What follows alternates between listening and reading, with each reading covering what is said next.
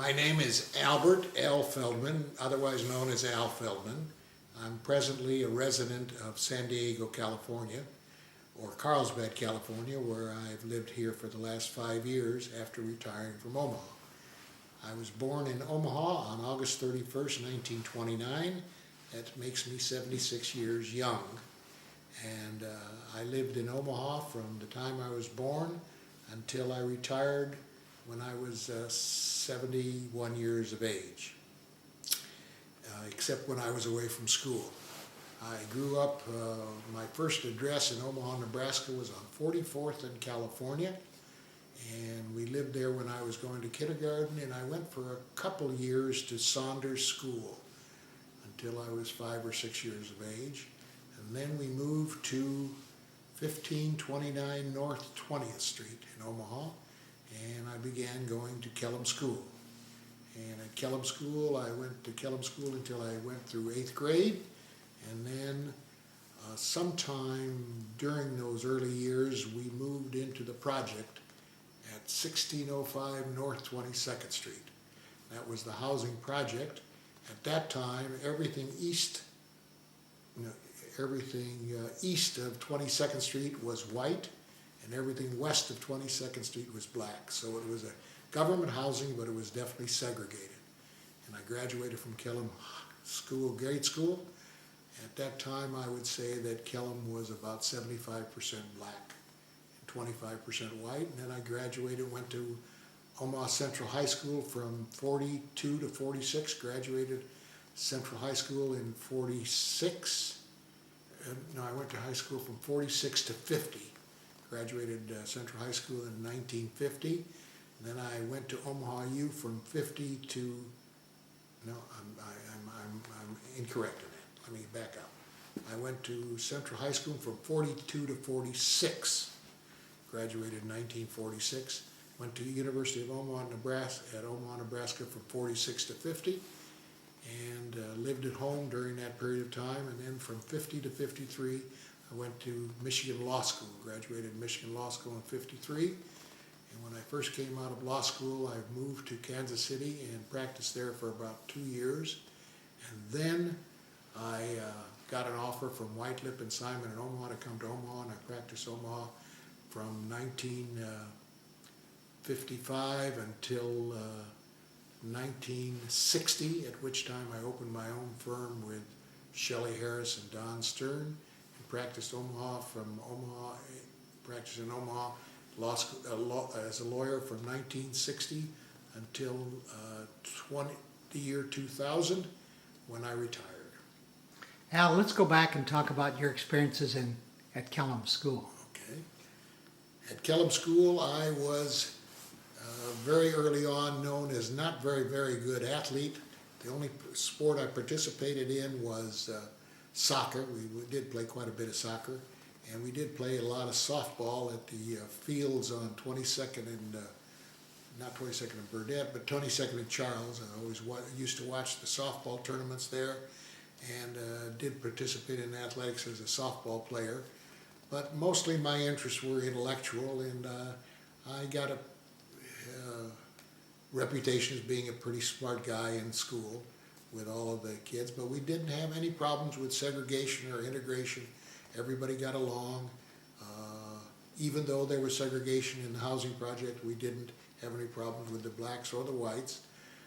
We never even locked our doors at night, and I used to walk from my house on 22nd in the project to my dad's store on 1400 North 24th, daytime or nighttime, without any fear or problems.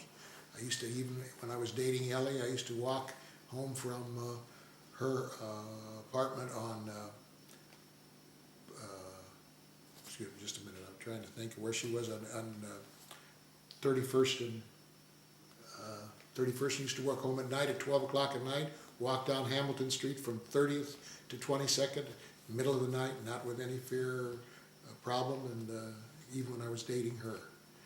And it was an entirely different era at that time between the blacks and the whites. There was mutual respect, and we just didn't have any problem with any color problems. Were there any the students that you went to Kellum with that you remembered and you went on to school with? Okay.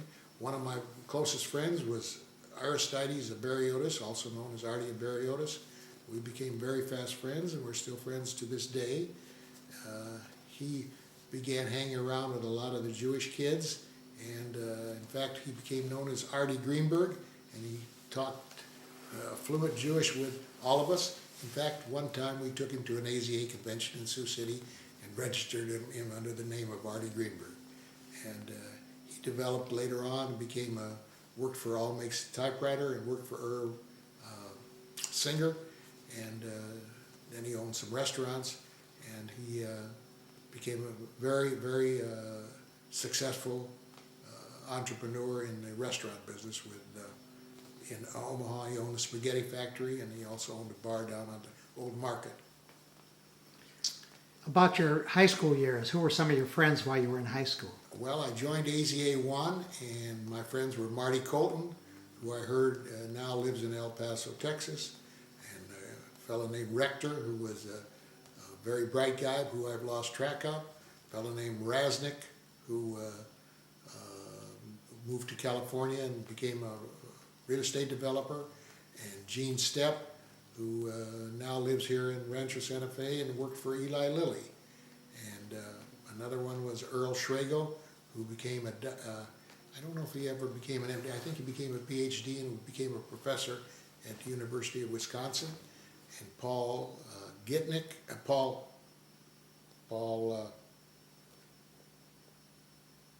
I can't think of his name, Gitlin, whose father owned a clothing store on 24th Street, and Forey Mosier, who became an engineer.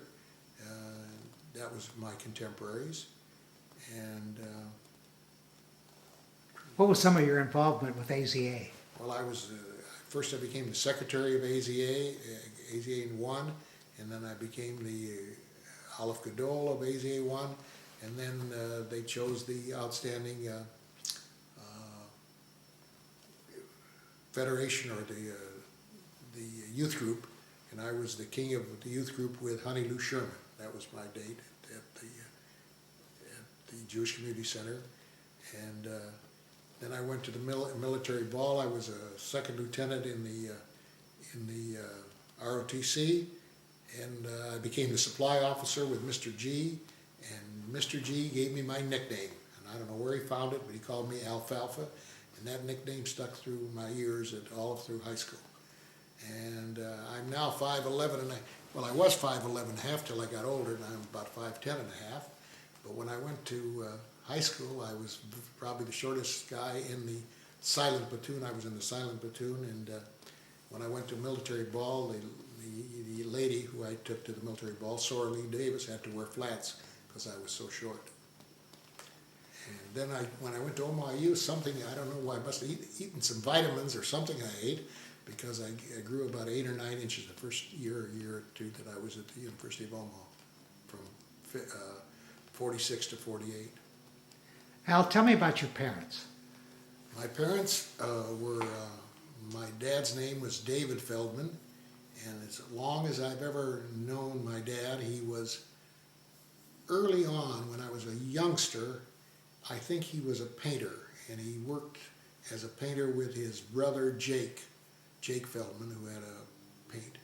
But then sometime in my youth, he worked some years with his brother-in-law, Leo Taub, at a grocery store in Benson.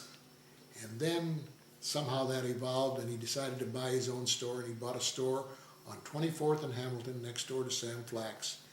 And most of my growing up years, he was in the grocery business at 24th and Hamilton, and that's when we lived in the project.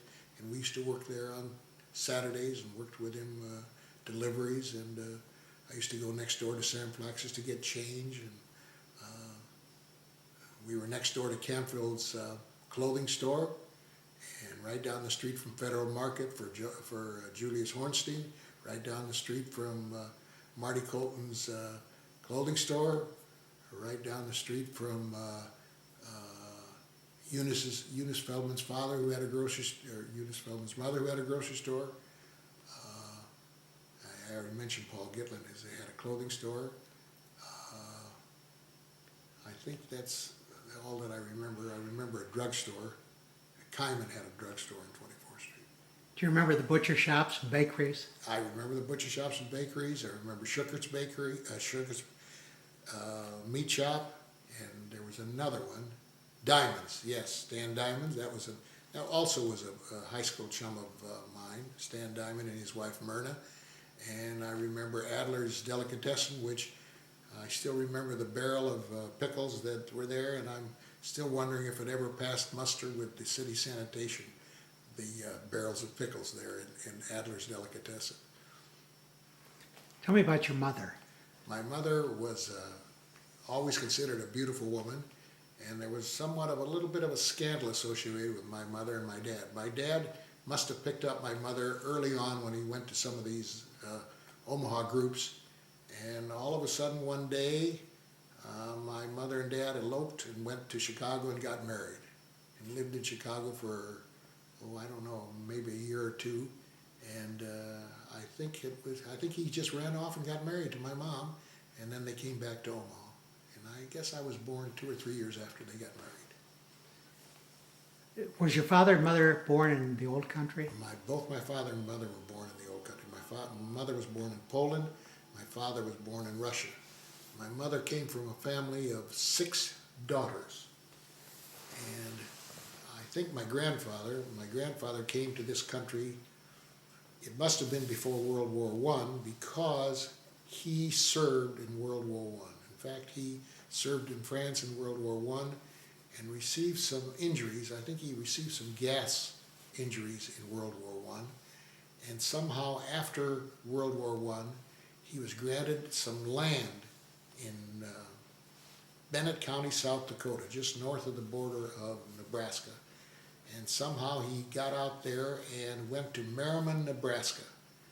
And as all good Jewish boys did, he opened a general store. And he began running a general store in Merriman, Nebraska, which is just south of the South Dakota border, way almost to the western end of Nebraska. And he had 6 daughters there. One later passed away, and I guess one day he woke up and he said, well, I don't know where I'm going to find any Jewish boys in Merriman, Nebraska for my daughters. So he picked up and moved to Omaha, Nebraska, and he raised most of his daughters there in Omaha, Nebraska.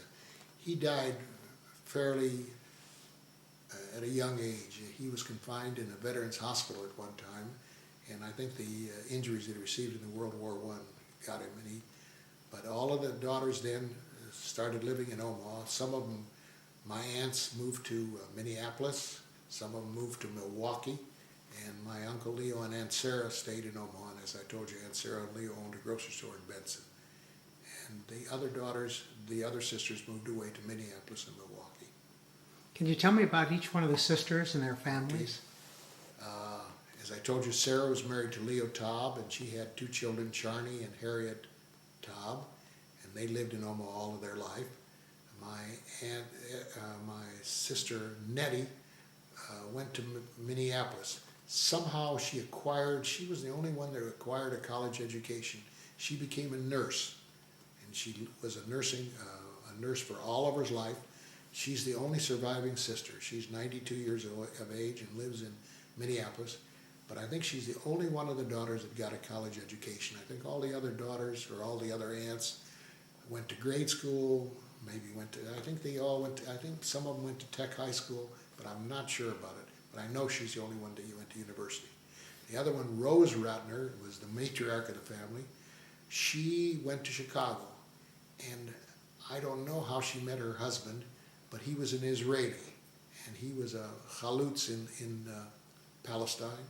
And I think he even fought in some of the underground, and he was quite a guy and very dapper and dashing. He always had when he came to Omaha, they lived in Sioux City. I think she met him in Sioux City, Iowa. Whenever he came to Omaha, he drove a little sports car with a rumble seat, and I remember that.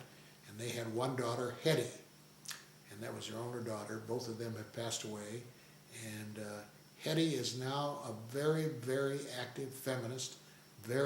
she's my cousin, and she's involved with the Politico with Mayor Daley in Chicago. She's very, very active in getting women's into business in Chicago.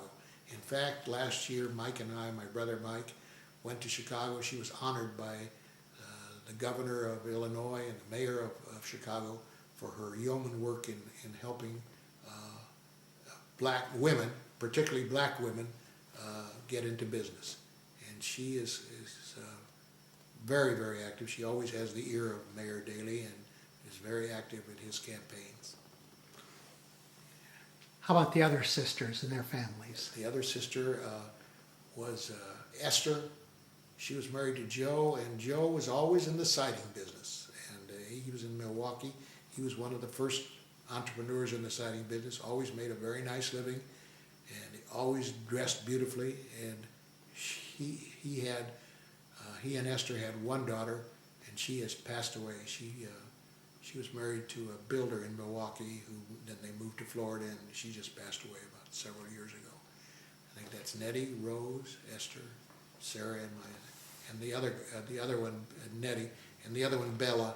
She was the youngest, and she had a childhood disease and passed away when she was under 30 years of age. There were no boys in the family.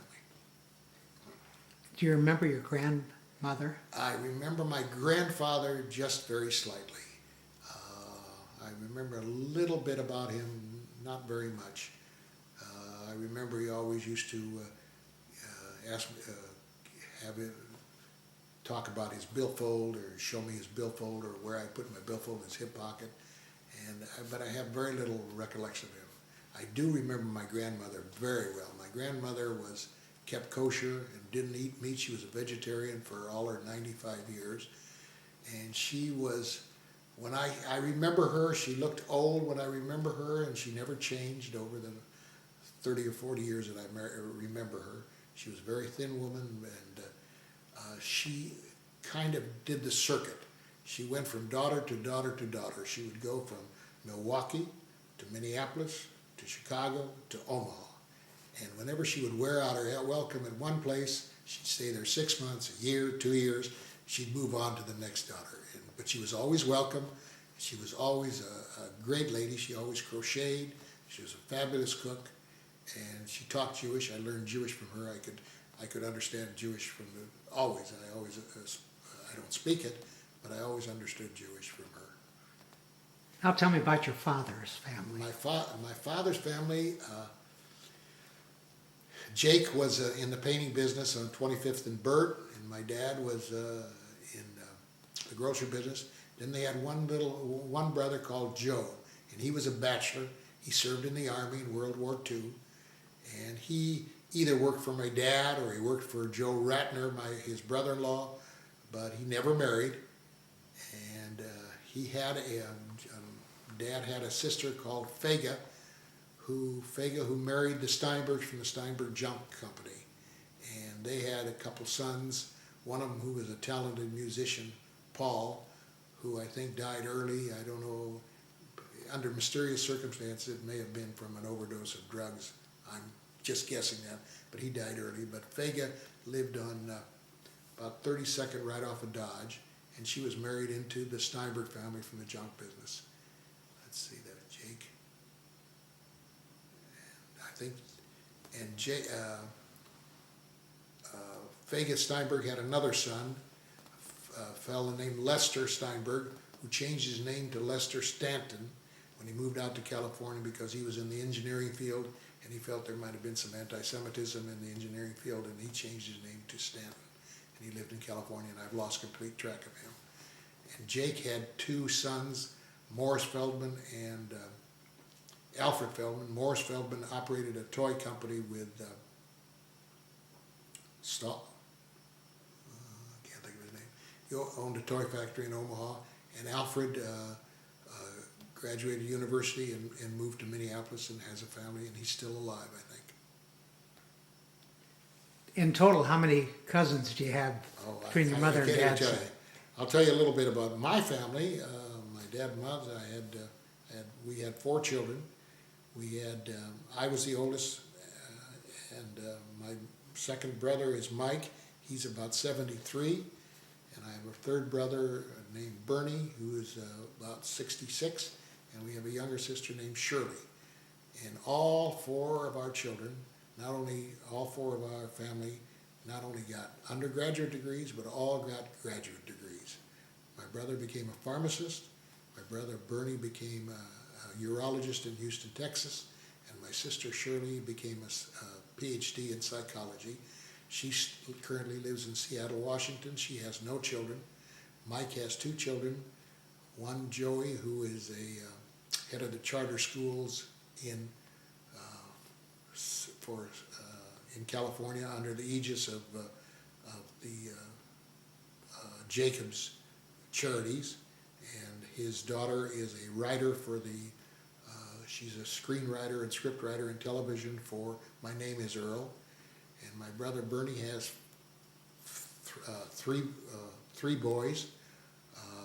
All three of two of them are graduate lawyers, and one is a graduate doctor who went to University of Nebraska Med School and is practicing in Houston, Texas.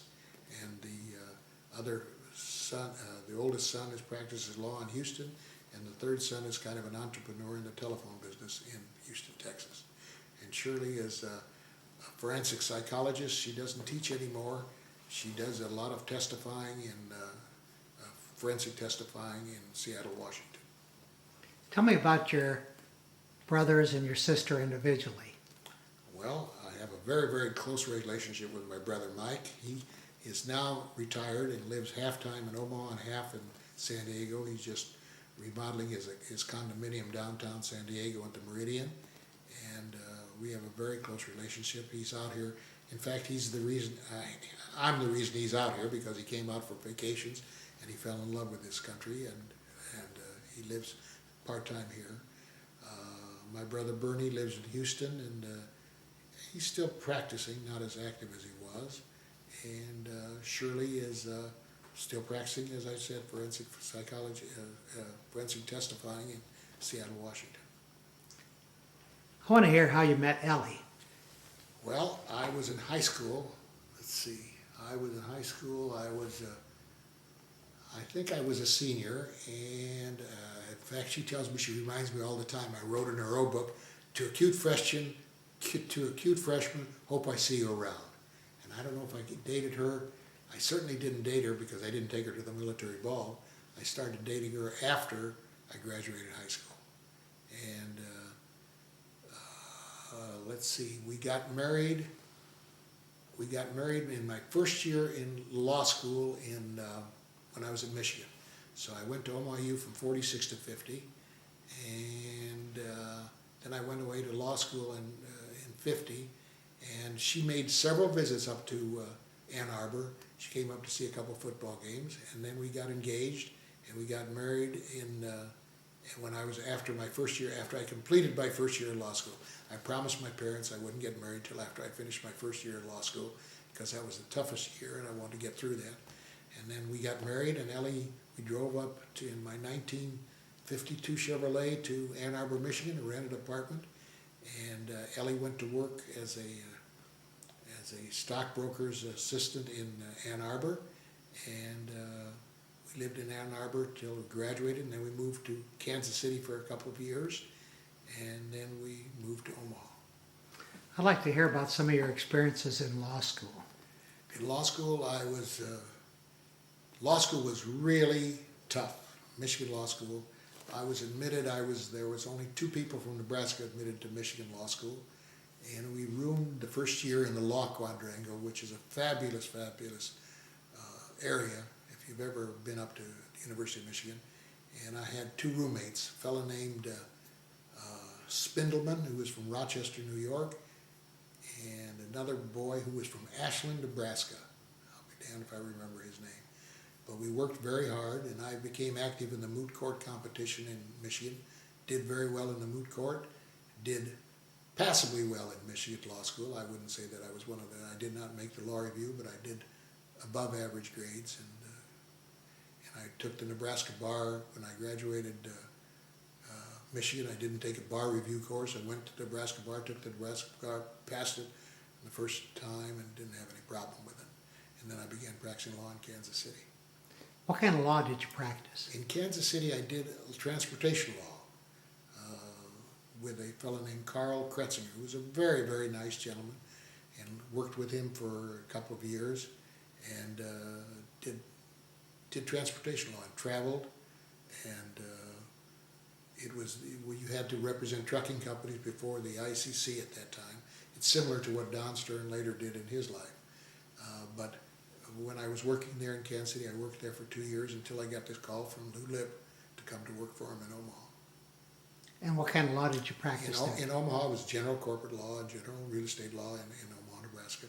And then when I got on my own, after I began doing a little divorce work, and I became known as an advocate for women. And somehow it got around town that I was a very good lawyer in the divorce field for women. And my reputation grew, and I did a great deal of divorce work in my practice.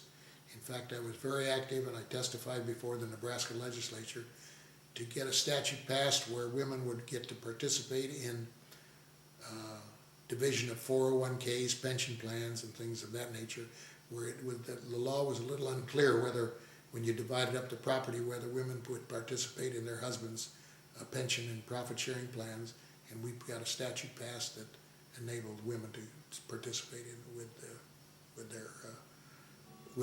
their husband's pension plans.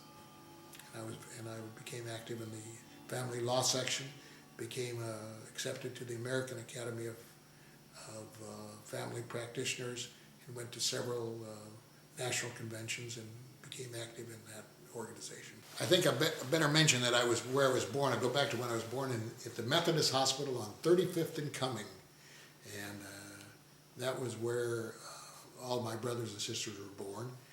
And I think I'll talk a little bit about some of my activities at high school. I was very active in debate and traveled all over the Midwest and went to oratorical contests and debate contests. My debate partner was Herbie Denenberg, and he later became a professor, law professor at the University of Pennsylvania Law School. My other good friend was Millard Margolin, who was my lifelong friend, and I'm still friends with his wife, Joni Margolin, and we were friends for 50 years, and he met an untimely death. He developed an infection in his heart and died when he was about, I would say, about 45 or 50 years of age. Herbie Denenberg was a very good friend of mine, and as I said, Millard Margolin. Norman Block was a good friend of mine. He later became a mayor of a city in upstate New York, and I was very active in the Register. I was head of the Central High Register. I was managing editor of the Central High Register and was on the National Honor Society. And another couple of my friends were Bruce Rosen, who went to St. Louis and became a beer distributor in St. Louis. Chuck Bieber, whose dad was our family doctor, who also is a doctor now in Florida. I might talk to you a little bit about my Jewish education and my bar mitzvah.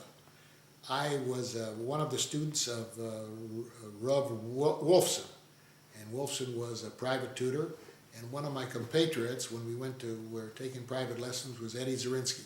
Eddie Zarinsky and I took from Judah Wolfson, and then somehow I guess we stopped doing that and we went to the Talmud Torah at the Jewish Community Center on 20th. And so I went to the Talmud Torah there, and there I met Charlotte Zapersky, Charlotte Katzman, and Eleanor Bernstein, and who is now Eleanor Alexander. And I graduated from Talmud Torah, was active in Talmud Torah, and I think I was even the Purim King at one time. And the Talmud Torah was at the Jewish Community Center at 20th, where we used to go after high school every day. After high school, we went over to the Jewish Community Center and congregated, and we knew every Jewish student at Central High School. And my bar mitzvah was really interesting. I started, despite my lack of any voice, I became a member of the synagogue choir for, I think it was the shul at 19th and Burt. I get confused between 19th and Burt and 18th in Chicago. But for several years I was in the choir at the synagogue on, I think, 19th and Burt, and I had a terrible voice. but they needed a body, so I was in the choir. And I studied for my bar mitzvah at Talmud Torah, and I was bar mitzvahed at the shul at 25th and Seward. There was a little shulachal there and that's where I was bar mitzvahed, and I think it was even, I kind of remember it was being remodeled and they were doing some painting, and I remember some canopies and stuff when I was being bar mitzvahed there. But that's where I was, and that shul later became the one that was moved over to 31st and Cummings that took over the Labor Lyceum. But it was the festivities after the bar mitzvah, where we went downstairs at the shul, and about 20 elderly Jewish men had a couple schnapps and a couple pieces of herring and some cookies, and that was my bar mitzvah celebration. What kind of gifts did you get? I don't even remember getting any gifts. It was not, let's see, I was 13, so it was 1942. I was born in 29, so it was 1942. It was during the war, and there wasn't the fabulous celebrations that they have now for bar mitzvahs. Now, do you want me to, let's see, I told you about what I was, the activities at school. I was on the National Honor Society, and I had a 4.0, I think the highest average at the high school. I was close to 4.0, but that pales in significance to what the kids now, they all do over 4.0 because they all take advanced placement courses and get an average over 4.0, which is hard for me to imagine.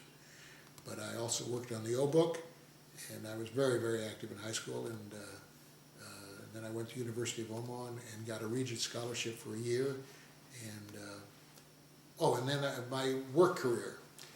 The first job I had, I told my mother I want to go get some work.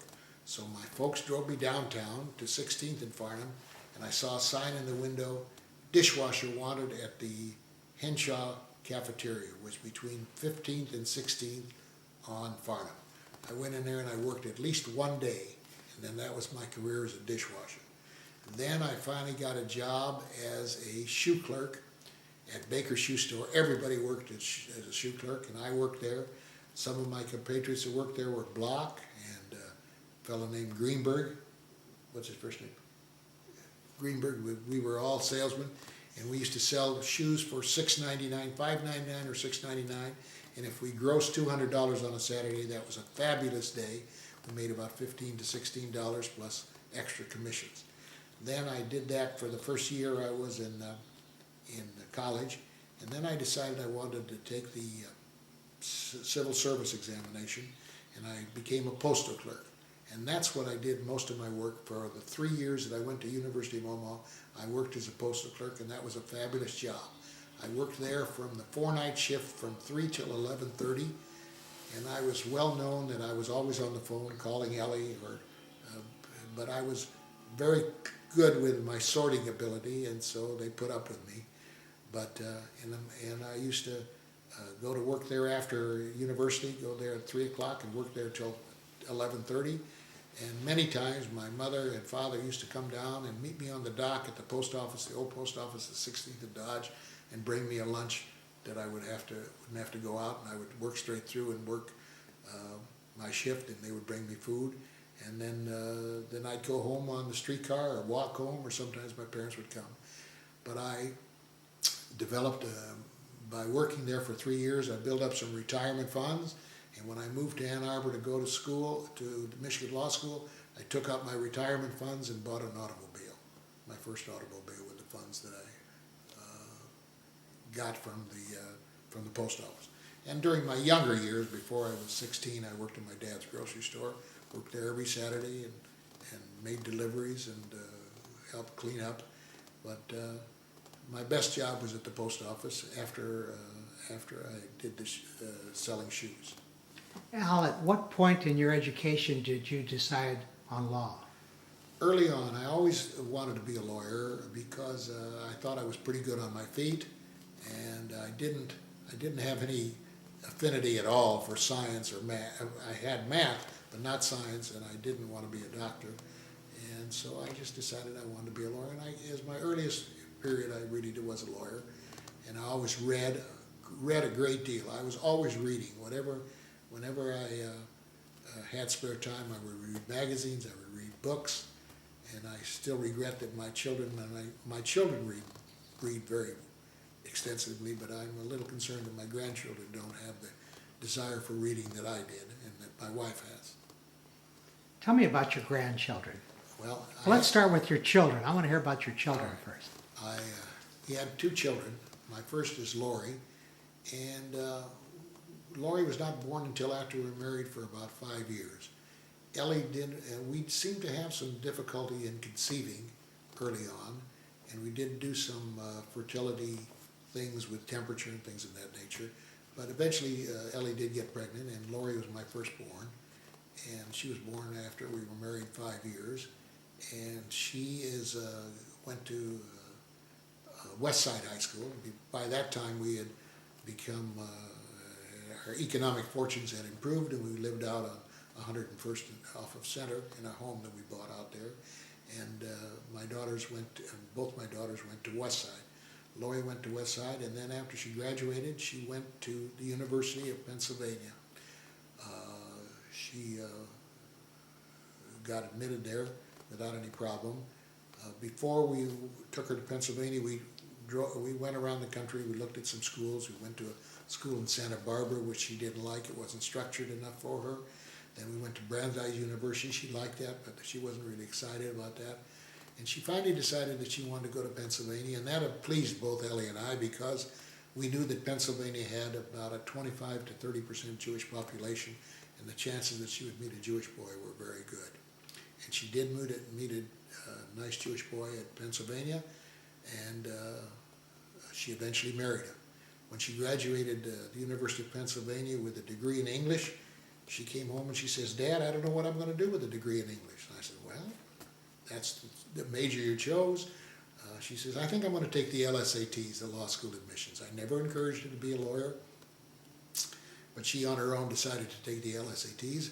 And since she had great writing skills and vocabulary skills, she did outstanding on the LSATs, and she applied for admission to Hastings College in Hastings Law School in San Francisco, and was admitted and went there and graduated. An interesting story about Lori: after the first year, or the first half year, she came home to Omaha and says, "Oh, Dad, this is horrible. I can't stand this." I said, "Lori, I've never asked you any favors in all of my career, in all of my life, but I'm going to ask you this one favor. I want you to finish the first year and then decide whether you want to do that."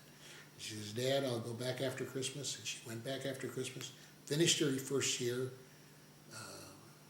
decided that she was able to make it, and she did go on and did very well, and did 2 more years and graduated.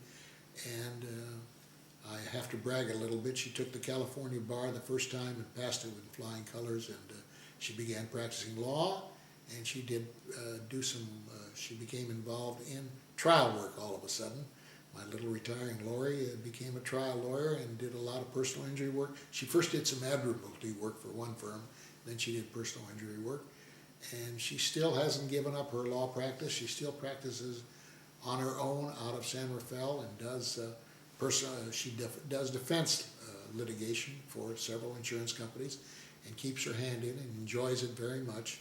And she still goes under the name of Lori Feldman.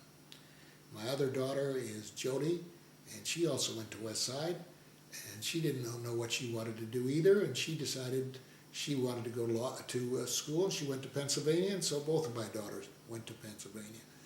In fact, that's an interesting thing. At one time, I had 3 members of my family in school. My wife decided off the L-Trans to go back to school and get an education, and so I was paying tuition for 3 of them.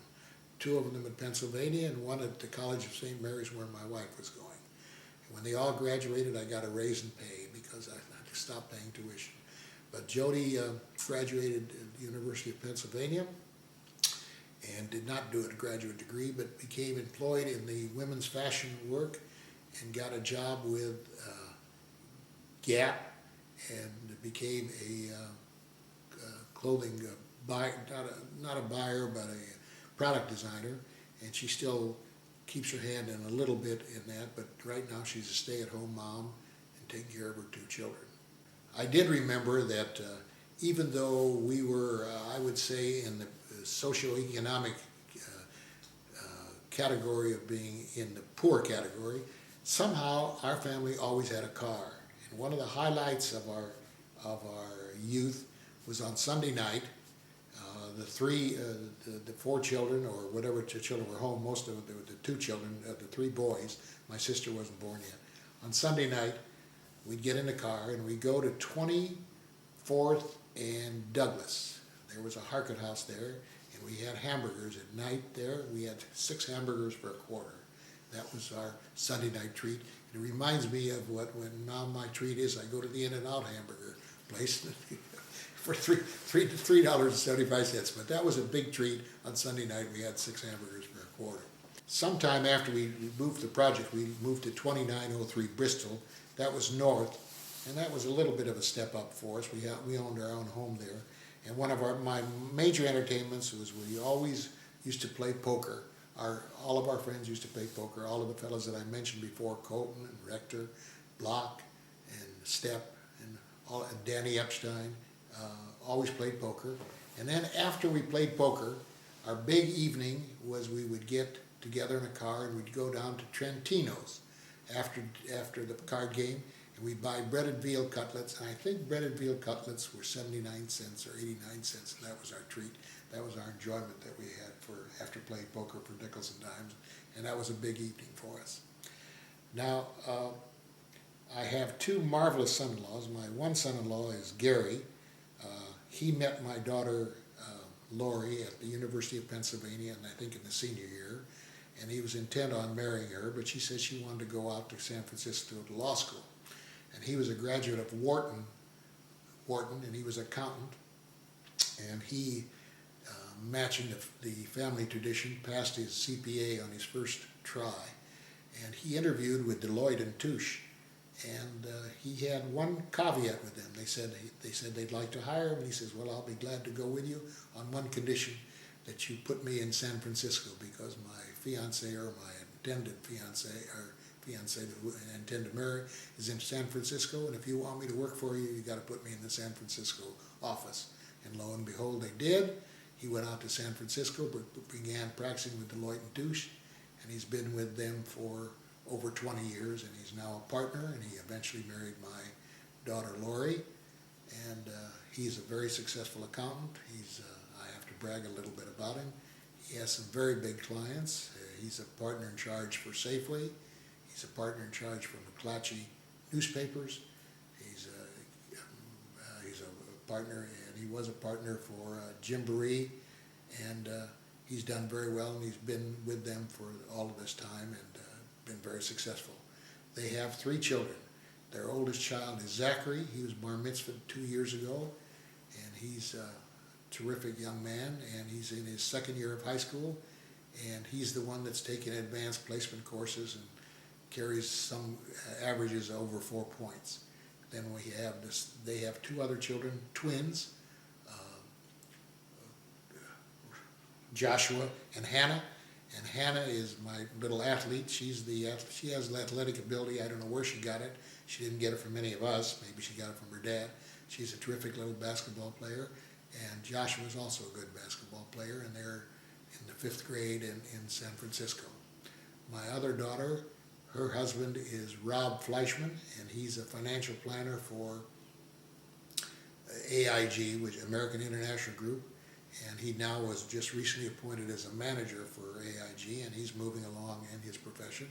They have 2 children, one Bradley, who's 8 years old, and Andrea, who is 7 years old. Andrea is kind of one of the most precocious of my grandchildren, although they're all grandchildren are precocious, but she's one of the most precocious, and she started school when she was 4 and a half, and somehow my daughter Jody, who's kind of a mickler, got her into kindergarten early, and got her into 1st grade early, and she's been going to school there. They're very active in their synagogue, and I have to be very proud that both of my daughters married Jewish boys and are very oriented to Judaism. In fact, this last year, we went to Israel on a trip. Ellie and I and our 3 oldest grandchildren, and Lori and Gary, went to Israel, and I hope that it was a meaningful experience for my grandchildren, and that they'll carry on the tradition of Judaism that is so important to myself and Ellie. I might mention that my professional association, my last 35 or 40 years, were with Shelley Harris, and Don Stern and Shelley Harris and I were partners for 20 years, and then after Don went off on his own, I became a state partner with Shelley for another 20 years, and we never had a harsh word any of the time between Shelley or Don or any of my partners. They've all were great partners, and I loved the practice of law, except in the latter years it became a little bit of a drudgery, and I decided I wanted to hang it up. So I didn't give it a full shot. I only practiced law for 49 years, and then I picked it up. Then I hung it up. And I'm enjoying, and one of my greatest hobbies is duplicate bridge, which I love, which I started playing with Millard Margolin 50 years ago, and we started playing duplicate bridge, and I've become a life master, and that's my hobby. And now my main hobby is reading, taking care of my investments, bothering my wife, and that's what I do now, and I'm enjoying my retirement and enjoying my children. As most of you are aware, you never go through this life unscathed, and although blessed with pretty good health, I did have one setback about 9 years ago.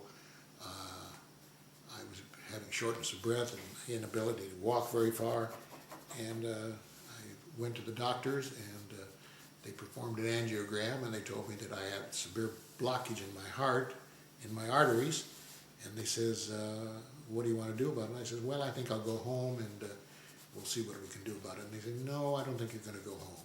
I think tomorrow morning we're going to do a bypass because you're in such bad shape. And so I really didn't have much choice, and so the next morning I had a bypass surgery, quadruple bypass, and luckily, with a few complications, I've recovered, and it's been 9 years, and I think I've had a very good and productive life. But after I had that surgery, I decided to write a letter to my children, and I did write a letter to my children on June 10th, 1997. And in that letter, and I hope they preserve it, and I have copies of it, I hope they keep that and show it to my grandchildren as well, because it kind of sets forth what my philosophy of life is. Generally, I feel that every individual has the potential to be as good as they can, and that if they're not good in athletics, they might be good in mechanics, they might not be good in poetry, they might be good in some other thing. And everybody should do the very best they can with the ability that they have. And I also emphasize that hard work and diligence is not something to be avoided, that everybody must work and do productive things in their life. And I think I've tried to impart that philosophy to my children. I also told them that honesty and the value of a good name is the thing that's most important. Both Ellie's and my parents came from very humble beginnings, did not have much monetary success, but everybody will agree that both Ellie's parents and my parents had a good name, and I said that's the most important thing that you can impart to your children, that they should be honest with themselves and have a good name. I also imparted to them that family relationships and relationships with your brothers, sisters, cousins, grandparents, children is of the highest, and that you should always try to maintain that above all. And I also maintained that I wanted Lori and Jody to have a good relationship and continue the good relationship like Ellie has with her sisters and I have with my brothers. And I wanted to say that most important, that Ellie and I love them, that we've had a wonderful, good life, and there hasn't been anything that I would do over, that I would change, particularly in my relationships with my family and my children, or with my wife. And I wanted to say to both my 2 daughters that I love them both very, very much. I love my 2 son-in-laws very much, and of course I love my 5 grandchildren, every one of them, more than I can express. And I hope that they have a mutual respect for me, and that they conduct their lives with some example that we've had. And we've also emphasized Judaism, and I have to tell you that something that's lived for 2,500 years or 5,000 years. Well, you don't know exactly how many years it's lived, but I think it's important, and the values that imparted by Judaism are important, and I hope my children continue to maintain that in the way that they have so far. And I want to say again that I hope they have the respect for me that I have for them, and that we've done the best we can with the ability, with the talents that were given to us.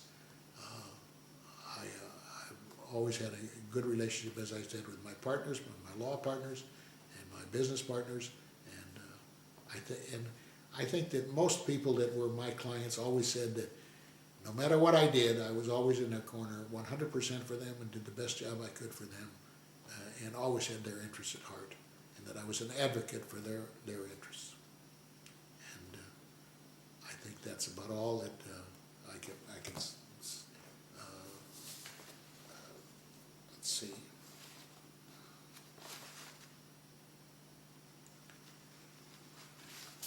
One thing that I do want to emphasize, that my affinity for women, I always was fortunate, maybe I was very fortunate to have only daughters, but I always told them that they should be independent, make their own way in life, and do things for themselves, and use their best God-given talents.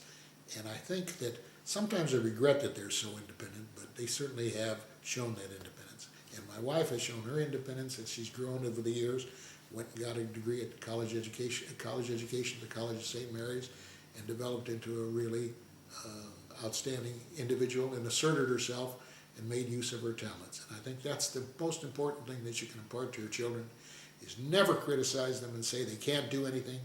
We always were supportive of our children, and I hope that my children will be supportive of their children, and encourage them to do the best they can with whatever talent they have. And above all, that they should love and honor their parents, their siblings, their grandparents, and their parents, and that that love will carry them through in times of really tough times, which all of us will have as we go through life.